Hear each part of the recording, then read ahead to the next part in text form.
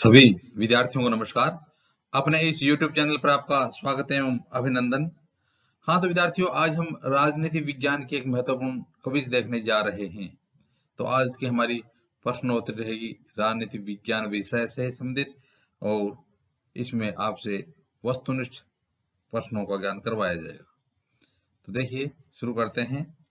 आज की हमारी प्रश्नोत्तरी का पहला प्रश्न है, भारतीय संविधान में मौलिक अधिकार किस देश के संविधान से गृहीत किए गए हैं? भारतीय संविधान में मूल अधिकार, मौलिक अधिकार किस देश के संविधान से गृहीत किए गए हैं? आपको 4 विकल्प दिए जाएंगे। पहला विकल्प है आयरलैंड के संविधान से, दूसरा है रूस के संविधान से, तीसरा है अमेरिका के संविधान से, और चौथा है ऑस्ट्रेलिया के संविधान से। क्या? मूल अधिकार। बहुत बार प्रश्न पूछा गया है और हमेशा पूछा भी जाता है शायद ज्यादातर परीक्षाओं में। तो इसका उत्तर क्या हो जाएगा? इसका हो जाएगा अमेरिका।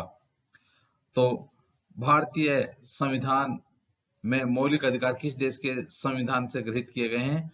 अमेरिका के संविधान से गृहीत किए गए, अमेरिका के संविधान से दिए गए हैं। अगला प्रश्न है विद्यार्थियों, किस अनुच्छेद के अंतर्गत कोई नागरिक मूल अधिकारों के किसी भी उल्लंघन के लिए सीधे ही उच्चतम न्यायालय में मुकदमा कर सकता है? किस अनुच्छेद के तहत? आपको उस आर्टिकल, अनुच्छेद की संख्या बतानी है जिसके अंतर्गत कोई नागरिक मूल अधिकारों के किसी भी उल्लंघन के लिए सीधे उच्चतम न्यायालय जा सकता है। कहां पर है? उच्चतम न्यायालय में मुकदमा कर सकता है। तो आपको उस अनुच्छेद का वर्णन करना है, अनुच्छेद को बताना है।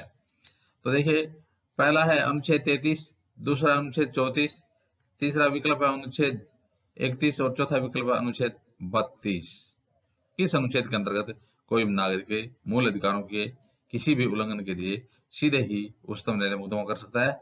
तो इसमें से यदि आपने विद्यार्थियों इसका उत्तर विकल्प नंबर 4 अनुच्छेद 32 चुना है तो आपका बिल्कुल सही उत्तर होगा, क्योंकि अनुच्छेद 32 के तहत कोई भी नागरिक के मूल अधिकारों के उल्लंघन होने पर सीधे उच्चतम न्यायालय में जा सकता है। देखिए विद्यार्थियों, संवैधानिक उपचारों के अधिकार में अनुच्छेद 32 में क्या है कि संवैधानिक उपचारों के अधिकार में केवल मूल अधिकारों की गारंटी दी गई है। संवैधानिक उपचारों का अधिकार है, जो छठा मूल अधिकार है, इसमें संवैधानिक उपचारों के अधिकार में केवल मूल अधिकारों की ही गारंटी दी गई है। भारतीय संविधान का अनुच्छेद 32 मूल अधिकारों की रिटों कौन कौन सी? बंदी प्रत्यक्षीकरण, परमादेश और प्रतिषेध, उत्प्रेषण तथा अधिकार परीक्षा के माध्यम से लागू करवाने की गारंटी प्रदान करता है। तो संवैधानिक उपचारों के अधिकार में केवल मूल अधिकारों की गारंटी दी गई है, और इसमें भारतीय संविधान का अनुच्छेद 32 मूल अधिकारों की रिटों, जैसे कौन कौन सी रिटें? बंदी प्रत्यक्षीकरण, परमादेश, प्रतिषेध, उत्प्रेषण तथा अधिकार परीक्षा के माध्यम से लागू करने की गारंटी प्रदान करता है अनुच्छेद 32। हाँ, तो विद्यार्थियों, अब देखते हैं आज की कविता का अगला प्रश्न। आज की कविता का अगला प्रश्न है, निम्न में से वह कौन सा मौलिक अधिकार है जिसे डॉक्टर B.R. अम्बेडकर के अनुसार संविधान का दिल कहा जा सकता है? निम्न में से वह कौन सा मूल अधिकार है, मौलिक अधिकार है, जिसे डॉक्टर अम्बेडकर के अनुसार क्या कहा जा सकता है? संविधान का दिल कहा जा सकता है। तो आपको विकल्प दिए जा रहे हैं। पहला है संवैधानिक उपचारों का अधिकार, दूसरा है धर्म का अधिकार, विकल्प नंबर 3 समता का अधिकार, और विकल्प नंबर 4 स्वतंत्रता का अधिकार। तो आपको बताना है डॉक्टर B.R. अम्बेडकर के अनुसार किस मौलिक अधिकार को संविधान का दिल कहा जा सकता है? तो इसका उत्तर हो जाएगा विकल्प नंबर 1 संवैधानिक उपचारों का अधिकार, जो पिछले प्रश्न में हमने पढ़ा है। तो संवैधानिक उपचारों के अधिकार को डॉक्टर B.R. अम्बेडकर के अनुसार संविधान का दिल कहा जा सकता है। तो देखिए विद्यार्थियों, इसके अलावा इस अधिकार का उद्देश्य मूल अधिकारों के संरक्षण हेतु गारंटी, प्रभावी, सुलभ एवं संक्षेप उपचारों की व्यवस्था करना है। तो इस अधिकार का उद्देश्य क्या है? मूल अधिकारों के संरक्षण हेतु गारंटी देना, प्रभावी करना, सुलभ एवं संक्षेप उपचारों की व्यवस्था करना है। डॉक्टर अंबेडकर ने अनुच्छेद 32 को संविधान की आत्मा कहा है। तो डॉक्टर अंबेडकर ने अनुच्छेद 32 को क्या कहा है? संविधान की आत्मा कहा है। अगला प्रश्न विद्यार्थियों, निम्नलिखित में से कौन सा मूल अधिकार केवल भारत के नागरिकों के लिए है? आपको बताना कि वो मूल अधिकार कौन सा जो केवल भारतीय नागरिकों के लिए है। पहला विकल्प है जीवन और स्वतंत्रता का अधिकार, दूसरा विकल्प है धर्म की स्वतंत्रता, तीसरा विकल्प है समानता का अधिकार और चौथा विकल्प है अभिव्यक्ति का अधिकार। तो निम्नलिखित में से कौन सा मूल अधिकार केवल भारत के नागरिकों के लिए है? जीवन और स्वतंत्रता का अधिकार, धर्म की स्वतंत्रता का अधिकार, समता का अधिकार और अभिव्यक्ति का अधिकार। तो केवल भारत के लोगों के लिए है। तो इसका उत्तर हो जाएगा अभिव्यक्ति का अधिकार, अभिव्यक्ति की स्वतंत्रता। तो देखिए विद्यार्थियों, अनुच्छेद 19 नागरिक अधिकारों के रूप में 6 प्रकार की, कितने प्रकार की? 6 प्रकार की स्वतंत्रताओं की गारंटी देता है जो केवल भारतीय नागरिकों को ही उपलब्ध है। तो अनुच्छेद 19 कौन सा अनुच्छेद है? अनुच्छेद 19 से नागरिक अधिकारों के रूप में 6 प्रकार की स्वतंत्रता की गारंटी देता है जो केवल भारतीय नागरिकों को ही उपलब्ध है। अनुच्छेद 19 में उल्लिखित अभिव्यक्ति का अधिकार, जिसे सिर्फ भारतीय नागरिकों को ही प्राप्त है, विदेशी नागरिकों को प्राप्त नहीं है। हाँ तो विद्यार्थियों, अब देखते हैं आज की क्विज का अगला प्रश्न। आज की क्विज का अगला प्रश्न है, मौलिक अधिकार निलंबित किए जा सकते हैं कैसी स्थिति में? मौलिक अधिकार निलंबित किए जा सकते हैं। पहला है राज्यपाल द्वारा, दूसरा है राष्ट्रपति द्वारा, तीसरा है विधि मंत्री द्वारा और चौथा है प्रधानमंत्री द्वारा। जो मौलिक अधिकार हैं वो किसके द्वारा निलंबित किए जा सकते हैं? तो देखिए इसका उत्तर हो जाएगा राष्ट्रपति महोदय द्वारा। राष्ट्रपति महोदय द्वारा मूल अधिकार निलंबित किए जा सकते हैं। तो देखिए विद्यार्थियों, अनुच्छेद 352 के अंतर्गत आपातकाल की घोषणा होने पर अनुच्छेद 358 के तहत अनुच्छेद 19 में उल्लिखित मूल अधिकार स्वतः ही निलंबित हो जाते हैं, जबकि अन्य मूल अधिकारों जैसे अनुच्छेद 20 अपराधों के लिए दोषसिद्धि के संबंध में और संरक्षण देता है। इसके अलावा अनुच्छेद 21 प्राण और दैहिक स्वतंत्रता का संरक्षण को छोड़कर निलंबित करने की शक्ति राष्ट्रपति को अनुच्छेद 359 के अंतर्गत प्राप्त है। तो अनुच्छेद 352 के अंतर्गत आपातकाल की घोषणा होने पर अनुच्छेद 358 के तहत अनुच्छेद 19 में उल्लिखित मूल अधिकार स्वतः ही निलंबित हो जाते हैं। तो 358 के तहत अनुच्छेद 19 में जो उल्लिखित मूल अधिकार वो अपने आप ही निलंबित हो जाते हैं, जबकि अन्य मूल अधिकारों जैसे अनुच्छेद 20 अपराधों के लिए दोषसिद्धि के संबंध में संरक्षण एवं अनुच्छेद 21 प्राण और दैहिक स्वतंत्रता का संरक्षण को छोड़ करके को निलंबित करने की शक्ति राष्ट्रपति को अनुच्छेद 359 के अंतर्गत प्राप्त है। तो इस प्रकार से मौलिक अधिकार निलंबित किए जा सकते हैं किसके द्वारा? राष्ट्रपति महोदय के द्वारा। हाँ तो विद्यार्थियों देखते हैं आज का अगला प्रश्न, मूल अधिकार भारतीय संविधान के किस भाग में स्थापित हैं? तो मूल अधिकार भारतीय संविधान के किस भाग में स्थापित हैं? तो बहुत बढ़िया प्रश्न है। इसका उत्तर आपको 4 विकल्प दिए जाते हैं, केवल 5 भाग, केवल 4 भाग में, केवल 2 में, केवल 3 भाग में। तो मूल अधिकार भारतीय संविधान किस भाग में स्थापित है? इसका उत्तर हो जाएगा केवल 3 यानी भाग संख्या 3 में मूल अधिकार स्थापित हैं। तो देखिए विद्यार्थियों, संविधान के भाग 3 में अनुच्छेद 12 से 35 तक, कहां से? अनुच्छेद 12 से अनुच्छेद 35 तक मूल अधिकारों का वर्णन किया गया है। तो कहां से लेकर के कहां तक है? अनुच्छेद 12 से अनुच्छेद 12 से लेकर के अनुच्छेद 35 तक है। संविधान के भाग 3 को भारत का मैग्ना कार्टा कहा जाता है। तो भारत का मैग्ना कार्टा किसे दी गई है? संविधान के भाग 3 को।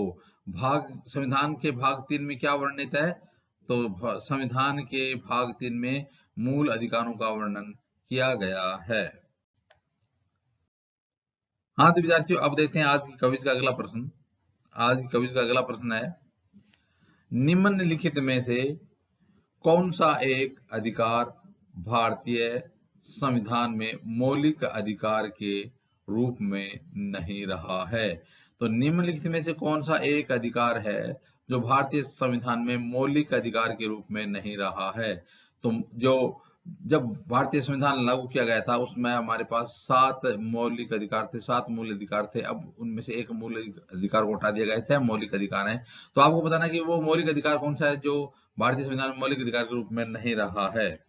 तो आपको 4 विकल्प दिए जाते हैं। समता का अधिकार, दूसरा है स्वतंत्रता का अधिकार, विकल्प नंबर 3 है संपत्ति का अधिकार और विकल्प नंबर 4 है शोषण के विरुद्ध अधिकार। शोषण के विरुद्ध अधिकार। तो आपको बताना कि इसमें कौन सा मूल अधिकार है जो अब मौलिक अधिकार के रूप में नहीं रहा। तो इसका उत्तर हो जाएगा संपत्ति का अधिकार। विकल्प नंबर 3 यानी संपत्ति के अधिकार को मूल अधिकारों से हटा दिया गया, अब यह कानूनी अधिकार रह गया है।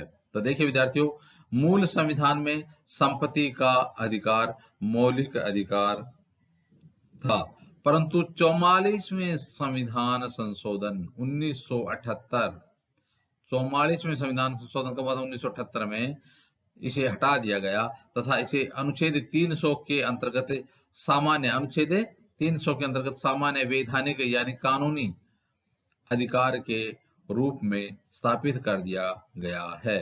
तो इस प्रकार से यानी प्रारंभ में जो 7 मूल अधिकार थे, मौलिक अधिकार थे, तो इनमें से 44वें संविधान संशोधन 1978 में एक मौलिक अधिकार संपत्ति का जो मौलिक अधिकार था उसको हटा दिया गया और इसको एक वैधानिक यानी सामान्य कानूनी अधिकार के रूप में स्थापित कर दिया गया अनुच्छेद 300 के अंतर्गत। हाँ तो विद्यार्थियों, अब देखते हैं आज का अगला प्रश्न है, मूल अधिकारों से संबंधित मामला निम्न में से कौन सा है? आपको 4 विकल्प दिए जाएंगे और आपको बताना कि इनमें से कौन सा मामला है जो मूल अधिकारों से संबंधित है। पहला है गोलकनाथ बनाम पंजाब राज्य 1967, दूसरा विकल्प है बंगाल बनाम भारत संघ 1963, तीसरा विकल्प है शर्मा बनाम गठबंधन 1959, चौथा मुंबई बनाम बलसारा 1951। तो यह बहुत प्रसिद्ध मामला है। तो इसका उत्तर क्या हो जाएगा? गोलकनाथ बनाम पंजाब राज्य 1967 है, वो मूल अधिकारों से संबंधित है। मूल अधिकारों से संबंधित मामला कौन सा है? वो है गोलकनाथ बनाम पंजाब राज्य 1967। इसका 1 नंबर विकल्प सही हो जाएगा। अब देखते हैं विद्यार्थियों इसकी व्याख्या। गोलकनाथ मामले में दिए गए सर्वोच्च न्यायालय के निर्णय की प्रतिक्रिया स्वरूप संसद ने संविधान का 24वां संशोधन अधिनियम 1971 पारित कर दिया कि अनुच्छेद 368 के अंतर्गत संसद को यह अधिकार है कि वह संविधान के किसी भी हिस्से का, चाहे वह मूल अधिकार हो, संशोधन कर सकती है बशर्ते कि संविधान का मूलभूत ढांचा न परिवर्तित हो। तो देखिए, गोलकनाथ मामले में दिए गए सर्वोच्च न्यायालय के निर्णय की प्रतिक्रिया स्वरूप संसद ने क्या किया कि संविधान का 24वां संविधान संशोधन अधिनियम 1971 पारित कर दिया और यह निर्धारित कर दिया कि अनुच्छेद 368 के अंतर्गत संसद को यह अधिकार है कि वह संविधान के किसी भी हिस्से का, चाहे वह मूल अधिकार हो, संशोधन कर सकती है बशर्ते कि संविधान का मूल ढांचा है उसमें संशोधन नहीं किया जा सकता है। तो इस प्रकार से गोलकनाथ बनाम पंजाब राज्य 1967 मामला मूल अधिकारों से संबंधित था। हाँ तो विद्यार्थियों, अब देखते हैं आज की क्विज का अगला प्रश्न। आज की क्विज का अगला प्रश्न है, निम्नलिखित में से मूल अधिकारों का संरक्षक कौन है? आपको 4 विकल्प दिए जाएंगे और आपको बताना है इनमें से मूल अधिकारों का संरक्षक कौन है। पहला है विधायिका, दूसरा है कार्यपालिका, तीसरा है राजनीतिक दल और चौथा विकल्प है न्यायपालिका। निम्नलिखित में से मूल अधिकारों का संरक्षक किसे माना जाता है? तो इसका उत्तर विकल्प नंबर 4 हो जाएगा, न्यायपालिका को मूल अधिकारों का संरक्षक माना जाता है। तो मूल अधिकारों का संरक्षक क्या माना जाता है? न्यायपालिका को। तो देखिए विद्यार्थियों, संसद द्वारा बनाए गए कानून में मूल अधिकारों का हनन हुआ है या नहीं, इसका पुनरीक्षण उच्चतम न्यायालय करता है। तो संसद द्वारा जो कानून बनाए जाते हैं, उन कानूनों में ये कहीं मूल अधिकारों का हनन हुआ है या नहीं हुआ है, इसका पुनरीक्षण कौन करता है? उच्चतम न्यायालय करता है। अगला प्रश्न है विद्यार्थियों, प्रधानमंत्री पद से त्यागपत्र देने वाले प्रथम प्रधानमंत्री कौन थे? प्रधानमंत्री पद से त्यागपत्र देने वाले प्रथम भारतीय प्रधानमंत्री कौन थे? प्रथम प्रधानमंत्री जिन्होंने प्रधानमंत्री पद से सबसे पहले त्यागपत्र दिया था, कौन थे? 4 विकल्प दिए जाते हैं। पंडित जवाहरलाल नेहरू, दूसरा विकल्प है मोरारजी देसाई, तीसरा विकल्प है इंदिरा गांधी और चौथा विकल्प है मनमोहन सिंह। तो यदि विद्यार्थियों आपने इस प्रश्न का उत्तर विकल्प नंबर 2 चुना है, मोरारजी देसाई, तो आपको उत्तर बिल्कुल सही होगा, क्योंकि प्रधानमंत्री पद से त्यागपत्र देने वाले प्रथम प्रधानमंत्री कौन थे? मोरारजी देसाई थे। तो देखिए विद्यार्थियों, 1977 से 1979 तक रहे थे मोरारजी देसाई प्रधानमंत्री। कब से? मोरारजी देसाई 1977 से 1979 तक भारत के चौथे प्रधानमंत्री रहे थे। अगला प्रश्न है विद्यार्थियों, दल बदल कानून किसके द्वारा लागू होता है? कौन सा कानून है? दल बदल कानून किसके द्वारा लागू होता है? तो देखिए, पहला विकल्प है राष्ट्रपति के द्वारा, दूसरा है अध्यक्ष या सभापति के द्वारा, तीसरा विकल्प है प्रधानमंत्री के द्वारा और चौथा विकल्प है इनमें से कोई नहीं।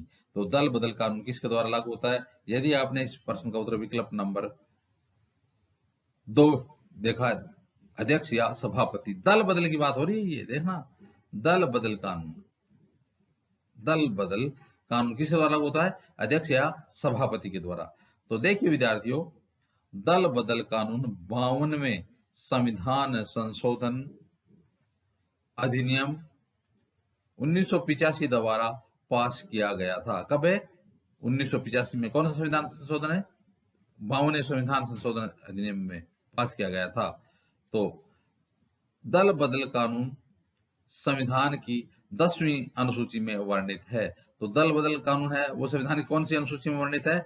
10वीं अनुसूची में वर्णित है और 1985 में 52वें संविधान संशोधन के तहत इसको पारित किया गया था।